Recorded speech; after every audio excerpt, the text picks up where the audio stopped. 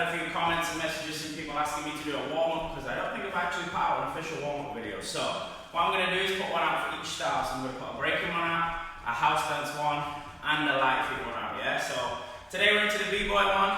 I'm going to try and keep these warm-ups under 10 minutes so that way you can do them before any session you have, before taking any of my lessons or anything like that, yeah? So the warm-up will consist of something to get our heart rate going, some stretching, and some light strength stuff, yeah? So nothing too crazy apart from that.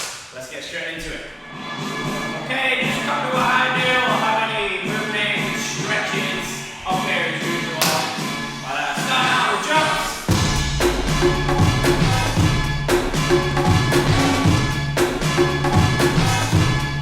Side to side. You are now tuning to DJ Play on the ones and twos, baby. Backwards.